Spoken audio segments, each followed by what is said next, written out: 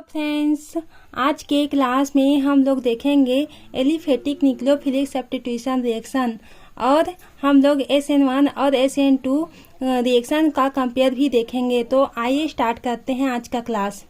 Aliphatic nucleophilic substitution reaction. जब किसी carbon पर स्थित एक एटम या ग्रुप का रिप्लेसमेंट एक ऐसे एटम या ग्रुप के द्वारा होता है जिसके पास स्वयं के पेयर इलेक्ट्रॉन होते हैं, तो ऐसे रिप्लेसमेंट को न्यूक्लियोफिलिक सब्स्टिट्यूशन रिएक्शन कहते हैं। जो एटम या ग्रुप इलेक्ट्रॉन पेयर लेकर आता है उसे न्यूक्लियोफाइल कहते हैं, और जो बॉन्ड इलेक्ट्रॉन पेयर लेकर जाता है उसे हम लोग लिविंग ग्रुप कहते हैं। यही कहा गया है कि तथा स्थापित होने वाले एटम या ग्रुप को जो अपने बॉन्ड इलेक्ट्रॉन लेकर जाता है उसे लिविंग ग्रुप या न्यूक्लियोफ्यूज कहते हैं। ये है इसका रिएक्शन। इसका एग्जाम्पल है RX प्लस Y। इसका जो है ये है R से ये रिप्लेसमेंट यहाँ से हो जाएगा और X जो न्यूक्लियोफ्यूज है वो आगे बाहर निकल जाएगा। तो ये एक दूसरे में RY जो ये न्यूक्लियोफाइल की तरह बिहेव करता है और जो X है वो बाहर निकल जाता है, जिसे हम लोग लिविंग ग्रुप भी कहते हैं या न्यूक्लियोफ्यूज भी कहते हैं। अब देखेंगे यहाँ R सब्स्टिट्यूशन है और X हेलोजन है। जहाँ X हेलोजन है या हम लोग हेलोजन को X को FCl BrI ले सकते हैं, और Y है वो न्यूक्लियोफाइल है, यानी न्यूक्लियोफाइल का जो ग्रुप होता है उसमें का है। अब इसका एग्जांपल देखते हैं। इसी का ये जैसे कि इसको हम लोग कंपेयर किए हैं, रिएक्शन किए हैं, उसी प्रकार हम लोग किसी मॉलिक्यूल का एग्जाम्पल लेके हम लोग उसको देखते हैं। तो देखेंगे CH3Br प्लस OH माइनस, ये है सबस्ट्रेट और ये है न्यूक्लियोफाइल। तो यहाँ से ये यहाँ पर न्यूक्लियोफाइल यहाँ से आकर के जुड़ जाएगा, तो ये CH3OH बन जाएगा।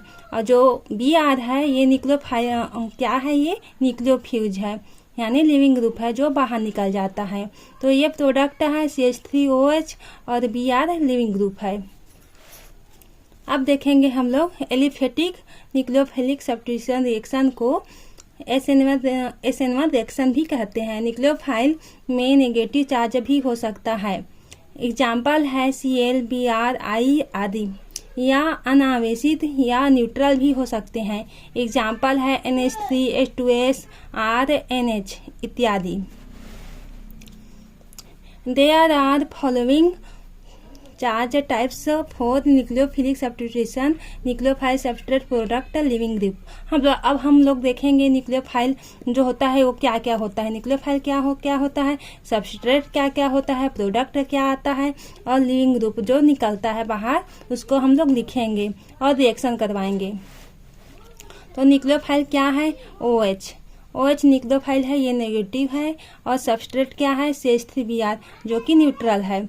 तो यहाँ से क्या होगा, जो न्यूक्लियोफाइल है वो तो कंबाइन हो जाएगा आपस में, और जो न्यूक्लियोफ्यूज है या लिविंग ग्रुप है वो बाहर निकल जाएगा।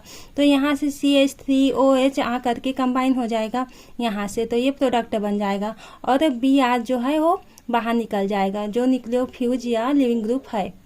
और यहाँ से Ma3 न्यूट्रल है प्लस MEI न्यूट्रल है जो सबस्ट्रेट है, और यहाँ पर के जो Br है ये न्यूट्रल है, MEI और ये न्यूट्रल, दोनों न्यूट्रल है, और न्यूक्लियोफाइल यहाँ से दोनों।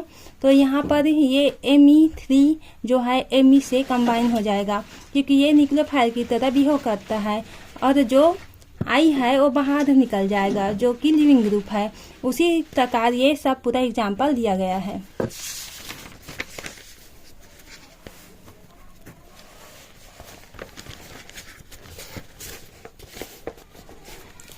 अब हम लोग देखेंगे SN1 रिएक्शन और SN2 biomolecule nucleophilic substitution reaction. ये दो प्रकार के होते हैं। जो रिएक्शन होता है वो 2 टाइप का होता है। SN1 रिएक्शन जो कि इसे यूनिमोलिकुलर न्यूक्लियोफाइल कहते हैं, और SN2 रिएक्शन जो कि हम लोग बाईमोलिकुलर न्यूक्लियोफाइल सब्स्टिट्यूशन रिएक्शन कहते हैं। अब देखते हैं SN1 एंड SN2 मैकेनिज्म। इसको हम लोग अब देखते हैं। SN1 reaction